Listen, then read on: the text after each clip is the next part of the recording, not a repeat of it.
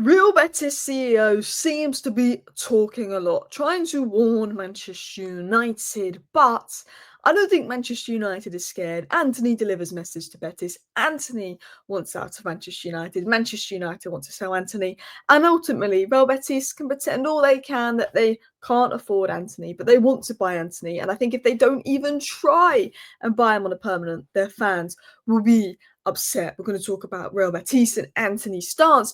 Also, Rashford holding talks with Barcelona. Rashford to Barcelona latest. Look, our transfer window is very dependent on two things. If we get Champions League football by winning Europa League, and if we can sell Antony, Rashford, and Sancho, that will also help us boost funds. So positive for those two. Another player United have been open to selling due to PSR is Garnacho. And Garnacho in January was very much open to leaving Manchester United and had been in sort of the February period as well. Reportedly was a little unsettled. He didn't seem to have the best relationship with Amorim, but Garnacho's been a lot better this last month. Him and Amorim seem to be getting on really well.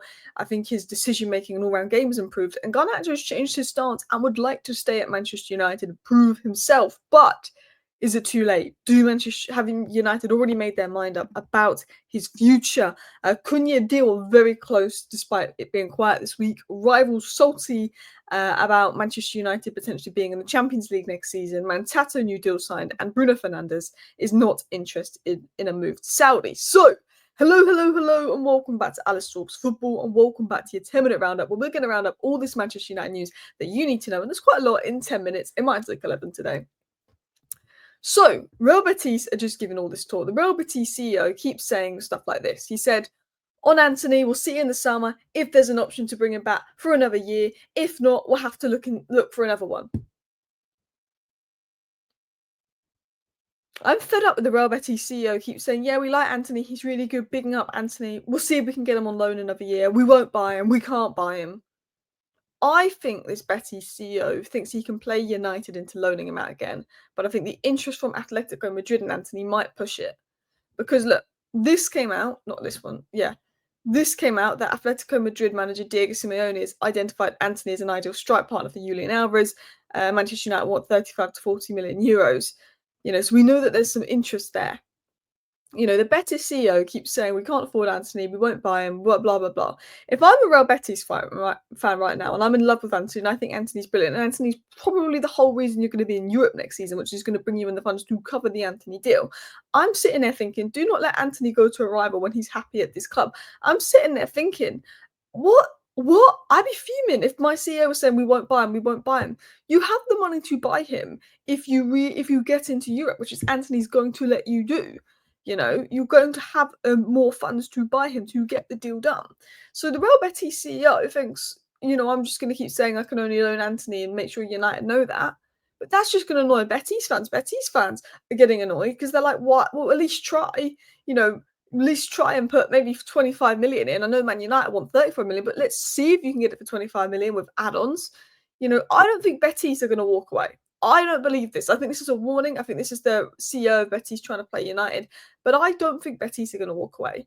I think, with the competition from other clubs, with Antony playing well, I think that might push Betis into doing a permanent deal. Because Man United want permanent money for Antony. We don't want to send him out on loan again. And Antony wants to go. Antony wants out of United this summer. He's claiming leaving United is to join Real Betis is the best decision he ever made. Obviously that's come from the Sun, so do take it with a pinch of salt. But we know Antony wants to move to Spain. We know Antony wants to move to Betis and will push the CEO to get him out of United. He doesn't want to come back. Some sources suggest Antony will take a wage cut to get out of United. Antony's pretty much saying to Betis, get me out of United. He's going to push Betis. The fans are going to push Betis CEO, and Man United want a permanent deal. Atleti coming in with their interest. For me, look, Real Betis can pretend all they want that they're only going to go and do another loan deal for Antony. But I think when push comes to shove, they're going to have to try a permanent deal. Antony would like to go back permanently on loan. Antony will push for whatever move. The Betis fans are going to push for whatever move, and United are going to push for permanent. And I think with the interest from Atletico Madrid, it might push us into hopefully getting permanent money for Antony because he's been really good for them. And I think we could easily get £30 million. It was also said a meeting took place between United and Antony. Betis have proposed extending Antony's loan for another season, covering his entire salary. Betis fear another team might come forward and offer 34 million, which is what United would accept. United want 40 million euros, 34 million pounds. Maybe United strike a deal with Betis where it's 25 million and then there's some instalments to take it to 34 million. Maybe Betis can push for that. Look, Betis don't spend big in the transfer window. But look, I think Betis, if they really wanted Antony, they'd push through, And I think Antony himself basically, apparently has obviously said somewhere that leaving Man United is the best decision he's ever made. Is pretty much going to send a message to Betis as well, like, please pay up. I think Antony will push it, his agents will push it and more.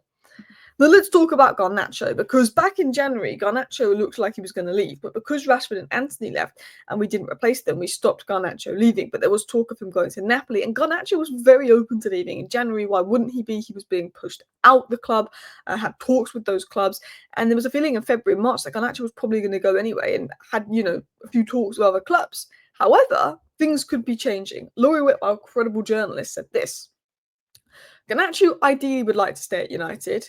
He wants a new contract to reflect his rising status, but he said the club cannot rule out sale due to one, tactical fit under Amorim. He's not really a 10, he's more of a winger.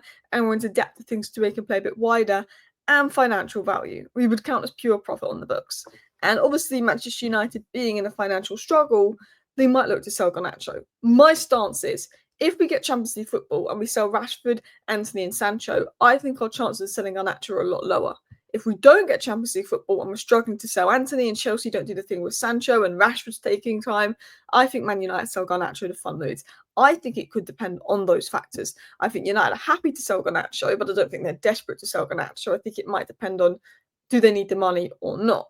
Now, I like Garnacho, and as I've said, I think Garnacho this last month and a half has really improved. I think he was quite poor this season. I think he started well, then became poor, had a slump, but I think he's showing signs of improvement under Amorim. I think his decision-making's been better. I think he could have got 7 or 8 assists in the last few games. I think that Garnacho can be incredibly dangerous. You look at players like Dembele, you look at players at Garnacho's age, and they were like him, and they're really good now. And I believe that Garnacho can be really good. So I'd like to keep Garnacho. And I think hearing that Garnacho would like to stay and fight for a new contract, I think that's a good thing. However, in January, he was open to leaving, but only because he felt pushed out. And because of that, he held talks with Napoli and Chelsea, was open to both moves. Didn't like that he was open to Chelsea. I know they're not a direct rival. And Chelsea fans were turning their nose up at Garnacho, but I think he would be a good signing for them. Interest in those clubs could return this summer. They could return this summer. Napoli is still very much interested. It's unknown about Chelsea, but Napoli are. And there's a feeling Napoli will go for him. And if talks happen, who knows? But the fact that Garnacho kind of wants to stay at United now, as long as United don't try and force him out, I think he'll be here. His form has definitely grown and improved under Amorim. His decision-making is better. I think he's looked a lot better. I think we're more dangerous when Garnacho's on the pitch. He annoys me sometimes because he's wasteful in front of goal, 14 big chances dismissed. But in general, we are more dangerous when Garnacho's on the pitch, and we look better when Garnacho's on the pitch. And I think having someone like Cunha coming on, Cunha, Delap, and Buemo, Garnacho can rotate between them with Ahmad as well, who would probably start or play right wing back. I think that's very exciting. And I think if Garnacho's not being ran into the ground 90 minutes every single week, relying on him to save us as a 20-year-old kid, and we actually manage his minutes well, I think he'd be really good, really impactful, starting some games off the bench, other games. But look, 2 months ago, there was a stronger feeling Garnacho would leave, but he would like to stay at United now, and it seemed to change his stance on the United future, which is good. Continuing on, Rashford is eyeing a Barcelona move. Talks have been held, by the way. Early talks between Rashford and Barcelona's camp have already taken place. Pini Xavi is now representing Rashford due to strong ties with the club. And Rashford's goal is to move to Barcelona, and Barcelona keeping quiet for now as discussions remain early. Yeah, Barcelona keeping very quiet. They don't really want to pay up to get Rashford done. It's a 40 million deal, which I think is a very good deal. And when I look at Barcelona versus Inter, they could have done with Rashford. Dani Olmo, I know he scored, but move Rafinha in the middle, Rashford on the left, Yamal on the right. I think that's exactly what Barcelona sort of need, a counter-attack player. He suits handsy flick ball. I think Rashford's goal is to move to Barca. I think David Ornstein said his dream is to move to Barca. Villa not ruled out. I think he is waiting for Barcelona, though. Sorry to Villa. But the fact that he's got someone else representing him because he's got strong ties to Barcelona just shows that he's really pushing for that move. And Rashford himself apparently said to Barcelona that he's willing to take a big wage cut to come. And that, people give Rashford stick about his attitude and stuff, but I think the fact that he's willing to take a wage cut to play football for Barcelona shows how much he loves his football.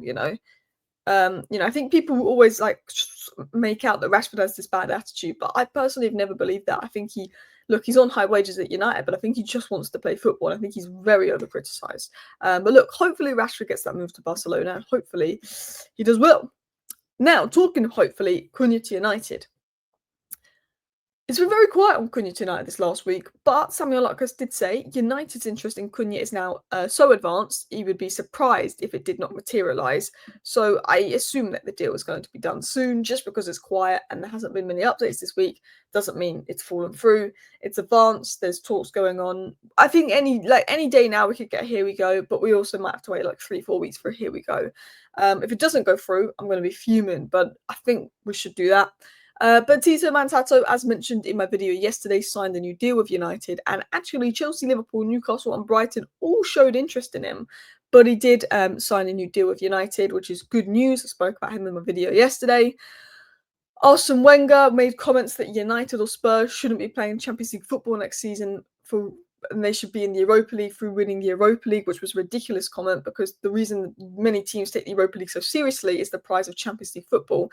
And I think 8 of the last 12 Europa League winners did not finish in Champions League places, and that got them Champions League football.